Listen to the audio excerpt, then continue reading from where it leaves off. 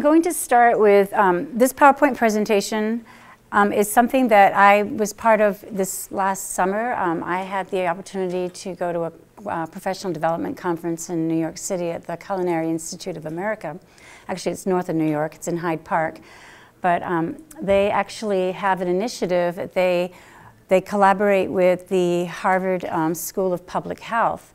And I'll talk a little bit more about their history in regards to when they got started. This was the 5th conference, and it's just a collaboration of professionals, educators, scientists, industry people, as well as chefs, and it's just a really amazing list of participants. I mean, most of them from PhD researchers from Harvard and New York University and Tufts, and just all over the board, and industry leaders in the food industry as far as large corporate CEOs as well. So it's just a group of individuals that came to this conference. 400 people were at the conference, but a 3 or 4 day summit on looking at how we can improve our food systems, because they've had kind of a downfall. We have agricultural practices that definitely don't reflect the kind of healthy environmental and health issues that we are all striving to reach, right? So that's what Menus of Change is. It's an initiative that you can actually visit their website and get a lot more information as well. So I'll just do a little bit of an overview beyond that.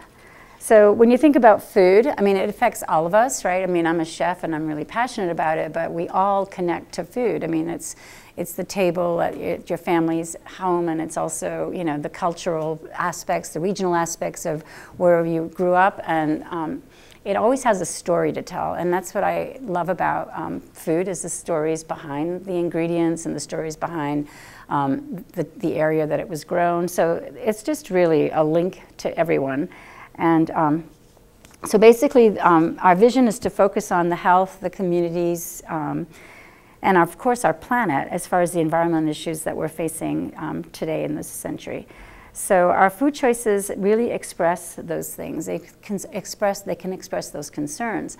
And part of this initiative was really trying to being at the Hyde Park Culinary Institute of America. It's really showcasing how chefs are kind of a big player in bringing that information and awareness to the general public. And we actually have a larger voice than sometimes that you would think, because you can help create the menus and sort of network within your area with people that are producing your food, and actually connect with the people that way, and really bring in some incredible awareness just by the way you choose how you source your food and how you network.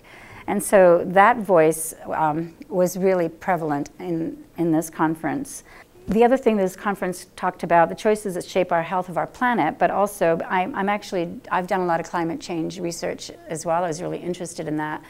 And sustainable food systems is really affected by the way our climate is changing, whether it's a drought in California affecting the almond growers, or the decline of our bees because of pesticides that we use, or I mean, there's just a lot of issues. I'm sure most of you have been aware of a lot of them, because they are starting to become more mainstream, and they're part of the national conversation when it comes to environmental concerns. And so climate is really a big player in the food system, and it's not just how we source our agricultural practices and what we do there, but it's also how do we make that connection with the climate, and how do we adjust and adapt to the changes that are coming. The other thing that impacts how chefs can make a sort of an impact on people is just our lifestyle changes in this century as well. So the evolution of this modern lifestyle, nobody really has time to cook. I mean, there's organizations like businesses like Blue Apron that, there's pros and cons about, does that send a message to people that it's easier to not cook yourself and to source it through a business program? Or does it give you the message that, that's a really efficient way to do it, because in that kind of a concept, you're only purchasing and using what you need. And so sometimes when you go to the store and you purchase a lot more, there's more waste. Waste is another really big topic in this conversation of food, sustainable food systems. So, you know, we do have a lot of choices, right? And so chefs can really help to create, you know, really good choices for everyone, whether it's through a business plan that, you know, allows people to purchase and take out and bring home, or, you know, menus in the restaurants. So let's look at the Menus of Change conference a little bit more. Like I said before, this is an initiative, and the industry leaders that were represented there were, you know, all over the board. And really, it's interesting to note how much, this is the 5th year, this is the first time I actually go to the conference, and, you know, it's been piggybacked, it started in 2012, and, you know, they're constantly looking at what is happening right now. Maybe there wasn't as much talk back then as there is today about, like, plant-centric, you know, like plant-centric cuisine. You see it a lot on the East Coast, in New York, San Francisco. We haven't really seen it so much here in Salt Lake. But plant-centric doesn't necessarily mean it's meatless. So it just means that we're trying to adapt our menus to be more balanced and not to be over in any area, because there's a lot of protein in plants and legumes, and there's a lot of way to manage your diet to be a little bit more healthy. And the USDA My Plate is a topic that's, you know, comes up every 5 years through the Farm Bill, the USDA, and they actually talk about how you can increase your health, because, you know, the leading causes of disease are kind of affiliated to certain types of food. You know, either you're eating too much sugar or too much meat, or just not enough balance. So the Menus of Change initiative also addresses the concepts of your diet as well as the environmental concerns. So the vision of this conference: nutrition and health, environmental sustainability. We talked about that a little bit. Social responsibility and ethical. You know, looking at animal concerns too, animal welfare, and, you know, the farmers, and, I mean, everybody that's involved in food production, basically.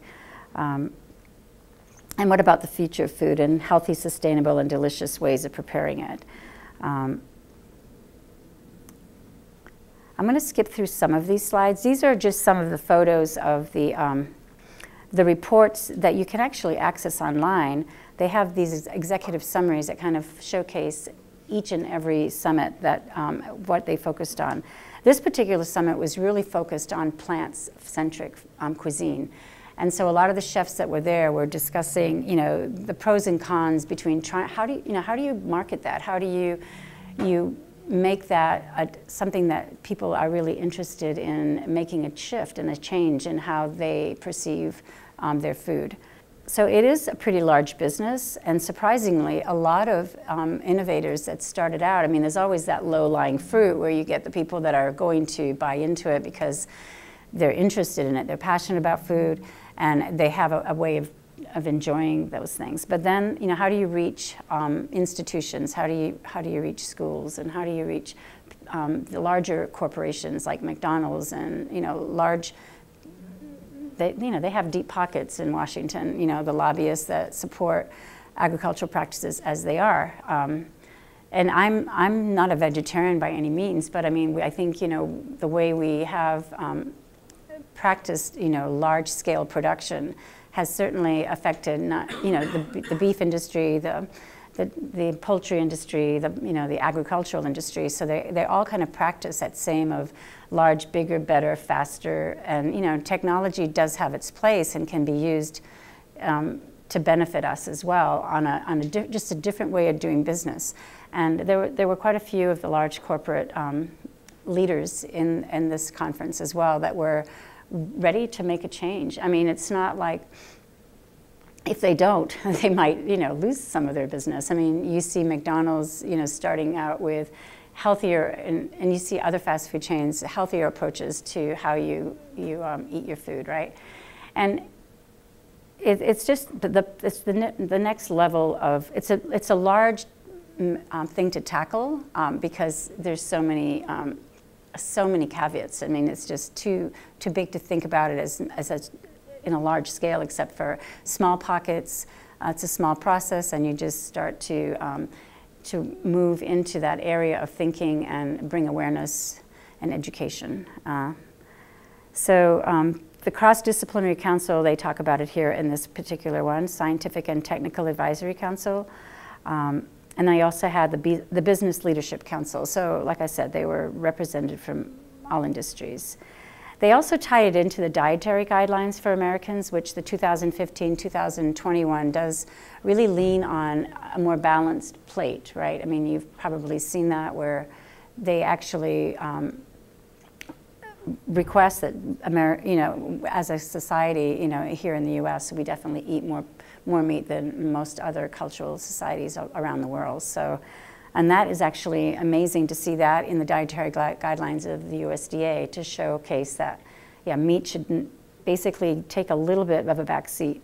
The Paris Climate Agreement is something else that they looked at because, of course, the climate change issues are going to affect food production. Protein consideration, and so that was actually, to me, a very interesting topic because people always have associated their meals to be, okay, you have a piece of animal protein, you have your vegetables and your carbs, and it's just 3 times a day. That's a normal, way of eating.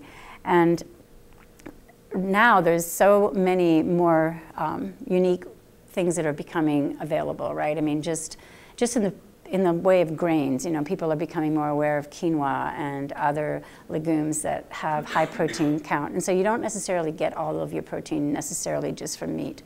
You can really have a pretty successful diet without having the protein be the animal protein be the biggest player on your plate. So a lot of times you'll see, and they just show this in this slide, when you're looking at your health, the protein consideration, a lot of times you'll see a lot of ethnic dishes coming in too, because the infusion, that's another fairly trending food source, is just being able to integrate a fusion of cuisines into different dishes that you probably wouldn't consider. The other day in class we actually made falafels and pita bread, and talked about chickpeas as a source of protein, and including all those really cool ingredients that some of my students really hadn't explored that much. And but again, it's a complete, you have your bread, your carbs, you have your chickpea protein, and then you have fresh greens and a lot of other condiments and elements that garnish it. So this was a big part of the conference, the protein flip.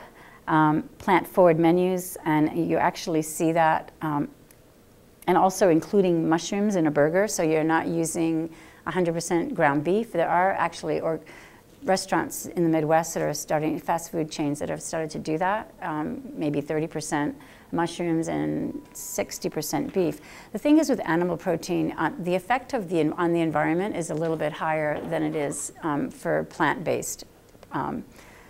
So plants definitely contribute to some of the environmental issues, but as far as the percentage, and I think there is a chart coming up, the percentage of contribution is higher from the way that we practice our animal production.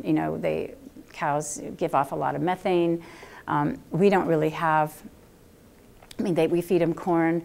They're grazers to begin with. So, so the whole industry is all built around, the industry of corn, which is, and then fertilizers and pesticides, which are oil-based, to help to supply a monoculture in the Midwest. And when you're looking at agriculture, monocultures are not the most ideal way to grow food. You really need a diverse biodiversity in your farm in order to have healthy soil, in order to have healthy product, and without having to use pesticides and insecticides. So I'm regressing a little bit on that, but it really starts with the soil. And when you think about how we support this business of feeding, producing the corn to feed all of the cattle that we have in these large containers, it's kind of an old it's a sickening way of producing our food. We have better options now. We have more knowledge, and we have ways of doing things a little differently. So, and like I said, I think protein on all counts, whether it's animals, legumes, or plants, I think it's important to have all of them. But they definitely did discuss the climate impacts of animal protein compared to plant-forward dining, where you're having a little bit more balance there. And these are just some dishes that they're showing the considerations. Water footprint of food is also something that animal actually to grow to.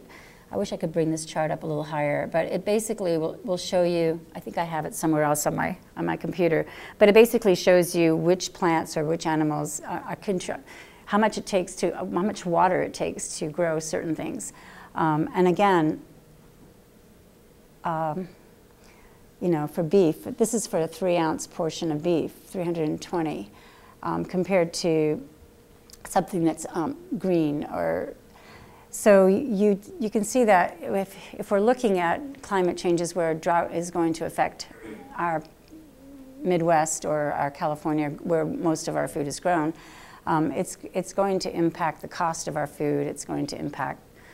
So when you think about issues around food right now in this 21st century, they have a score for, these are some of the executive summary results of the debates that were the conversations that were happening at this conference and between the leadership councils and the scientific and environmental councils. So innovations in the food industry, and you see the thumbs up, are larger, and the 2017 scores are definitely a little higher. And many new and growing restaurants and concepts that focus on sustainability and health and access to quality food are growing stronger. I mean, you definitely see this across the board. I mean, even in our own community.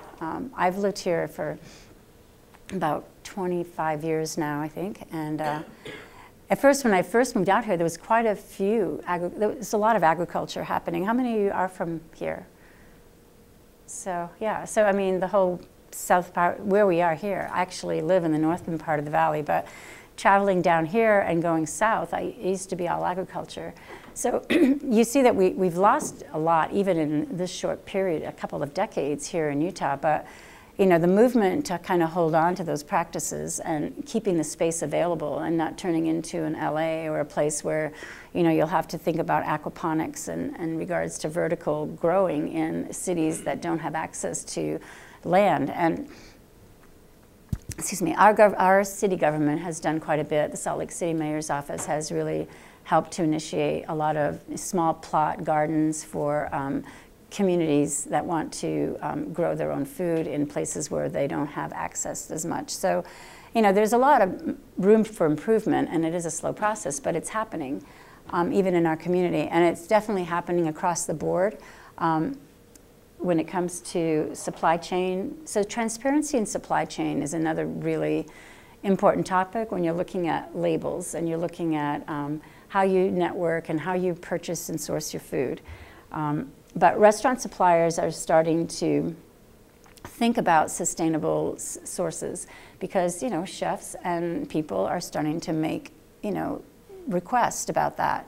You see it with sustainable seafood, like our Harmon's here in Salt Lake City, has joined the Monterey Bay Aquarium, and they educate the people that work for them on, on different fish. There's that whole thing with trash fish, like what kind of seafood can you use that is not necessarily going to deplete the resources and keep your oceans kind of more balanced.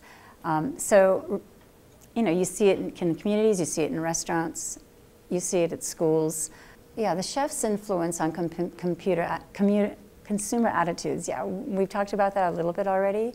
And again, it's a slow motion idea, but I mean, the thing about the Monterey Bay Aquaculture program, that started several years ago, but some of you are already familiar with it, and everybody kind of is especially in Utah where seafood, it's not like you're living on the coast. So it's not, but even people in these communities are aware of different people trying to bring in different style of fish. I mean, tilapia is one type of fish, for instance, that's only been on menus in the last 20 years, maybe. Maybe it's been that long, maybe it's only been 10. But that's a fish that was never really sought after, you know, like, but it was a less, you know, it's not like a cod or a halibut, so it has a lower cost, and people started introducing it into the menus and it became popular. So, what else is up here? Diet and health, recent trends. Again, that's been, you know, especially with the Obama administration, that has been brought to a lot of attention with Michelle Obama's initiatives with healthy gardens and organic gardens at the White House, and really trying to get schools and younger students to, I think they have their place, possibly. I'm a purist when it comes to my food, but there's a lot of research being done with GMOs right now, and I mean, it's not like I'm totally against hybrids of certain types, but you know, when you're thinking about Monsanto and what they do, and you know, trying to get, I mean, when you think about the concept, you know, oh, I want this ideal, you know, plant that can survive, you know, like a drought. I mean, I did a report once when I worked for the Utah Society for Environmental Education on potatoes, because I mean, potatoes, there was this 600-year drought, you know, in the Aztecs, I mean, in Peru, I mean, there's actually a potato bank somewhere in the Norwegian area, and like in the Nordic area of our world, that actually has several varieties of potatoes that are indigenous to certain kinds of climates. So if you're in Africa and you're in a really 20-year drought or a 10-year drought, and potatoes actually have more nutrition than rice. So I don't know why we're pushing rice as a good staple when potatoes would probably be the staple, and there actually are potato banks that have these varieties that would survive, right? But those are authentic, those are heirloom potatoes. So, I mean, I like to buy heirloom tomatoes. You see them a lot at the market now. You see heirloom varieties of mushrooms. I mean, you just see, so you see these, you know, they're untainted vegetables, right? I kind of follow that ethnic part of, that ethic part of pursuing my food, but I think, you know, there might be a place for GMOs to satisfy the need that we might end up having to have, you know, with climate. I mean, we might, I don't like the fact that, you know, you're trying to eradicate pests. So instead of improving your soil, you're going to plant this corn that, you know, no pest will kill. But what you're really, it's just like, you're not really solving the problem. It's like a Band-Aid, right? I mean, you're not really, I mean, really the food flavor, the food health, the health of your body, the health of the planet is all dependent on your soil. And, you know, not putting, if you just build your soil naturally with compost and you have a biodiverse, you know, farm, and then you will succeed and have, I mean, there's actually a lot of studies and a lot of data that support this. There are farmers in the Midwest that grow wheat. You know, they've tried, you know, doing something more diverse, like having barley and millet and other grains, and not just having one source of wheat for, you know, which, you know, we've been grown to accustomed to just use one source of grain for everything. And they, you know, Dan Barber is a chef in New York that owns a restaurant, but he's also a motivational speaker. You see his stuff on TED Talks a lot. He's written a book called The Third Plate, which I use in my sustainability class. I love that guy. He's got a lot of interesting stories. He talks to people. He goes to the farmers. He finds out what's going on. But I mean, he has a little story about a farmer who just took, you know, he might have 2,000 acres, but he took 100 acres of his farm just to try that idea. You know, try to integrate a lot of different varieties of grains to have, and still have it. Now that's the caveat. I mean, first you have to have a market for those grains, and all the silos that we've produced in our agricultural area are all meant to just house one grain. So then you have the technically challenging practical side of having a farmer buy into this, right? Because they don't have the right silos, and how do you, the people that are interested in that grain might not exist as much either, so how do you market it? I mean, it's a slow process. But there have been success stories of farmers that have tried it and have noticed how more successful efficiency as well as production, like it's not like you have less. You can probably still harvest as much in a small plot of a diverse group. So getting back to your question on GMO, I think, like that might not always be the right answer, to just, eradicate everything else to have this one perfect plant.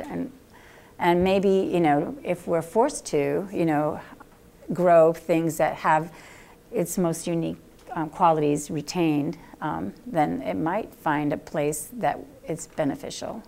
So I'm open to it. I'm not totally close to it, but I think I just would prefer to understand the idea behind it, like as a chef, I think if you don't start with a perfect ingredient, it's hard to get, you're not really your aspiration shouldn't be to change the food itself. You want to have a tomato that tastes like a tomato.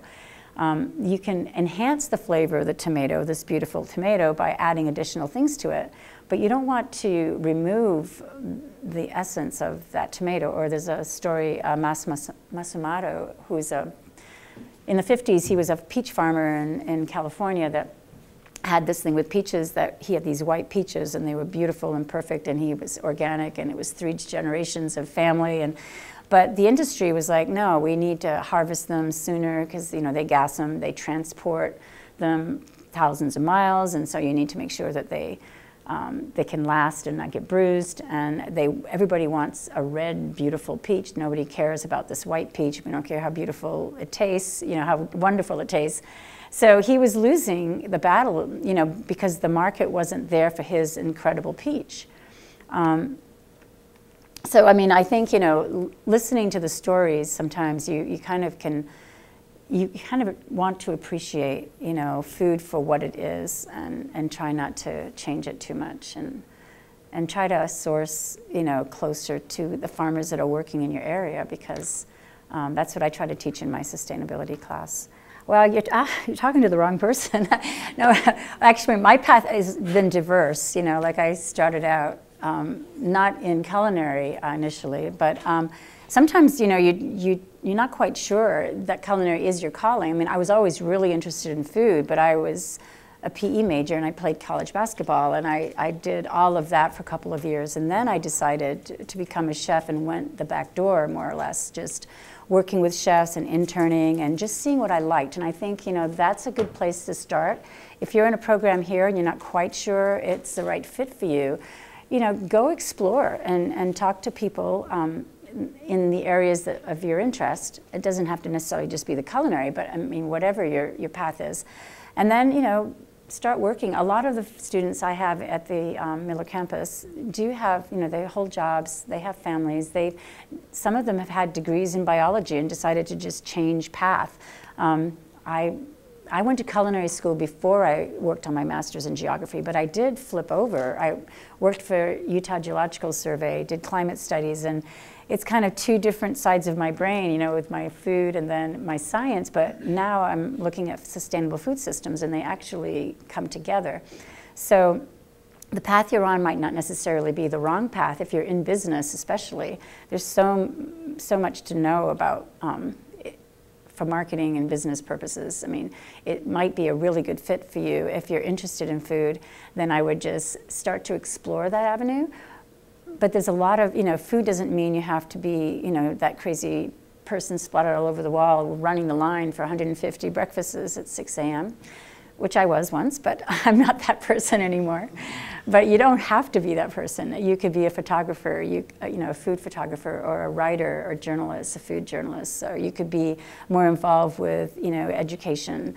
And so, I don't know, food affects everybody, and if you have an idea that that's your line of passion and work, start to explore the areas that you're interested in, I guess would be my suggestion. I certainly have done that, and they actually worked together. Well, actually, at the Culinary Institute over on Miller campus, this is where I work, there's a hospitality program as well. So if you're more interested in, you know, that kind of management and hospitality, that's, you know, if you're a really good people person, you don't want to be behind the lines just focused on menus, and you want to be, you could be working with a catering. I worked for a catering company for many, many years, and I really love menu development, and I love meeting the people and creating the events. To me, that was really incredible. So, I mean, I worked as a chef on the line, and I worked as a sous chef, but I also, you know, love to be part of that. So, I mean, hospitality has so many avenues, and then again, I mean, you can find a niche here in Salt Lake. There's a lot of opportunities up in the Park City and the resort areas for larger scale cuisine.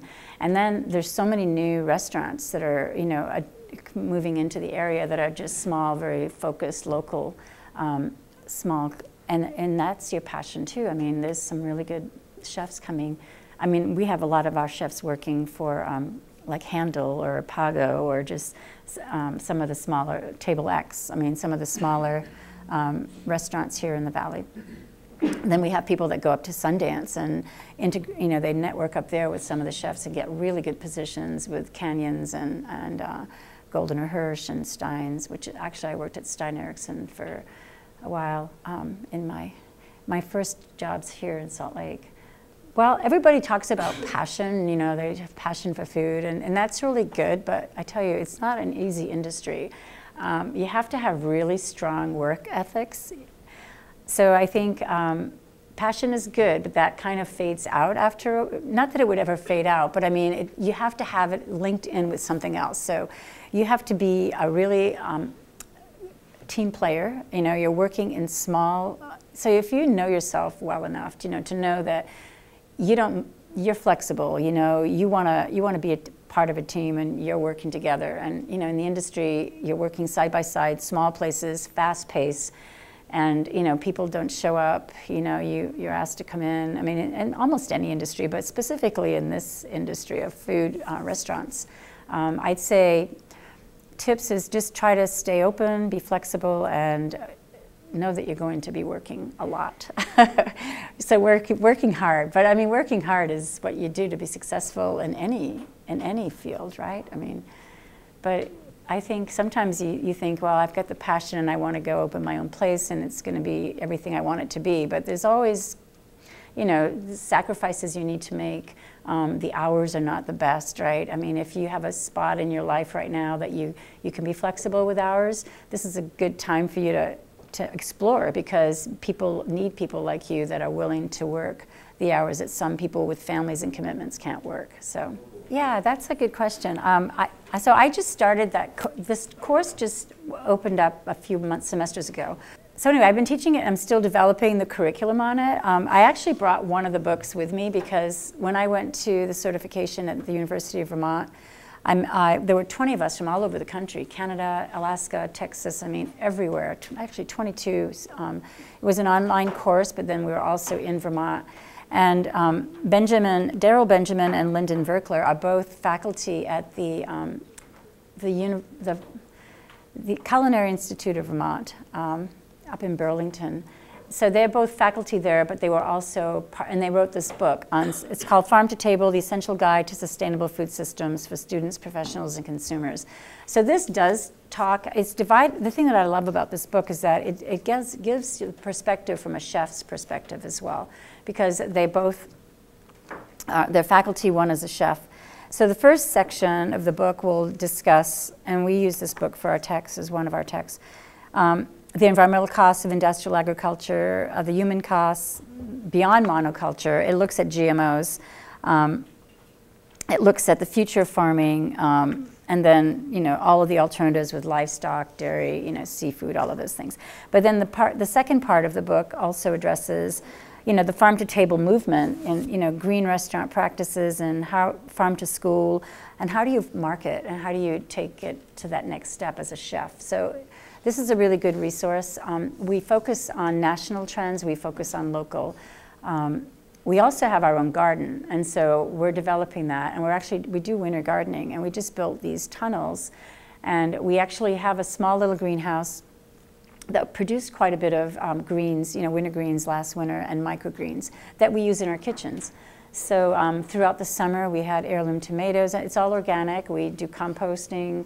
And so we learn the basics of that and actually have hands-on and able to use the produce for our kitchens. Which, I mean, that's a big component of understanding food and understanding your soil and how to grow. Because, I mean, as a chef, and you see, like Table X is a restaurant locally that does have their own organic garden outside of their restaurant.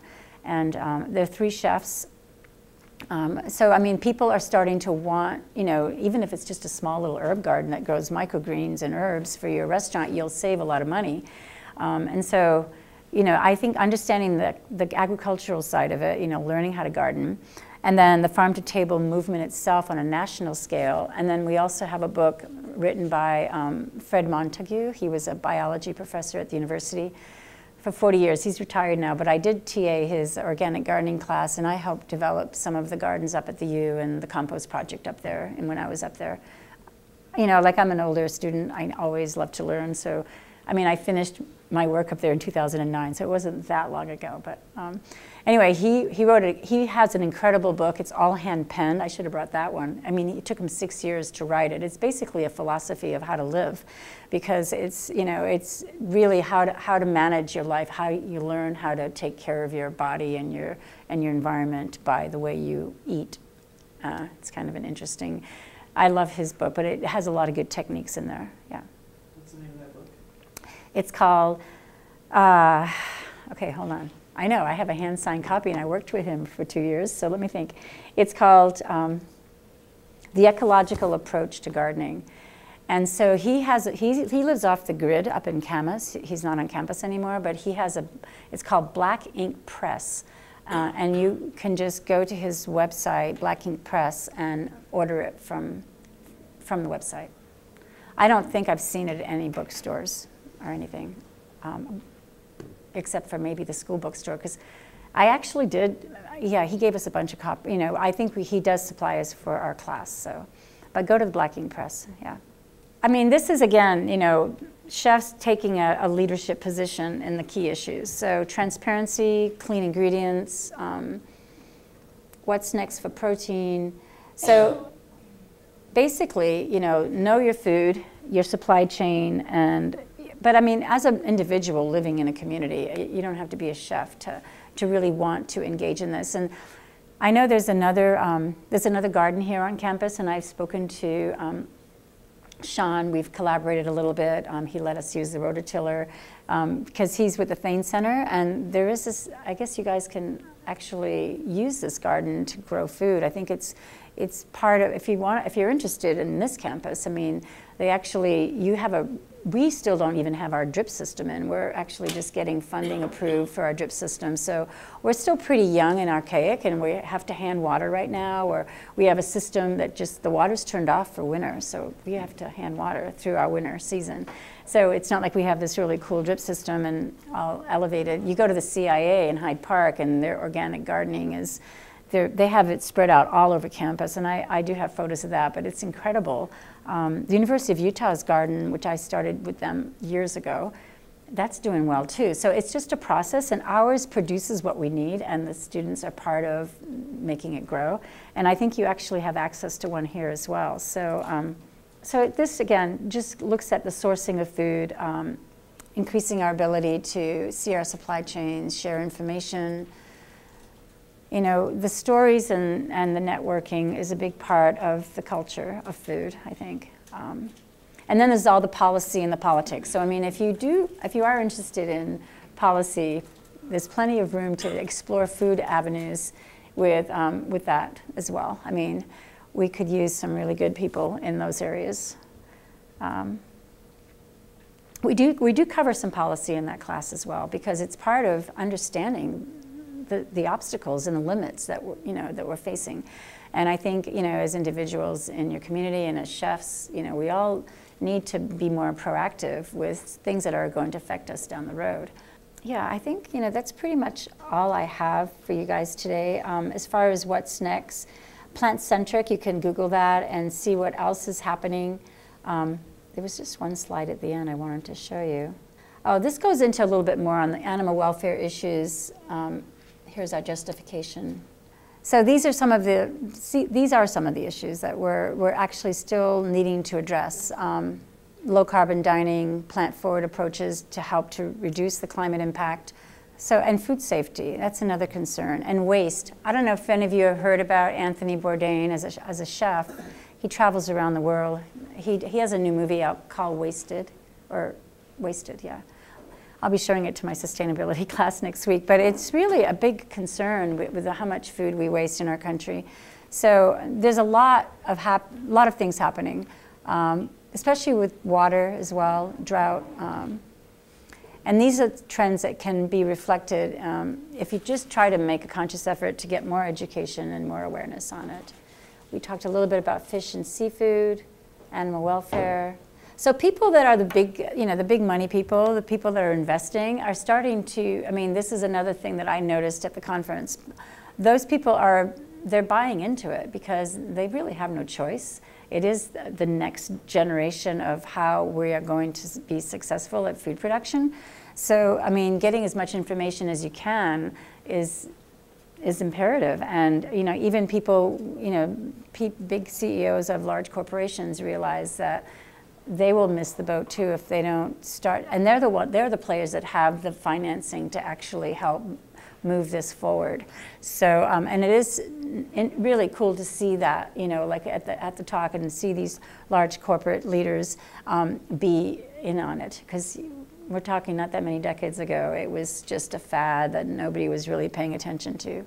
And it's taken quite a few years to get here. So, and chefs do have a big play to say, a big voice in this movement. So, right. So the question more or less discussed the bottom line as far as having to access higher cost in their food networking and their sourcing.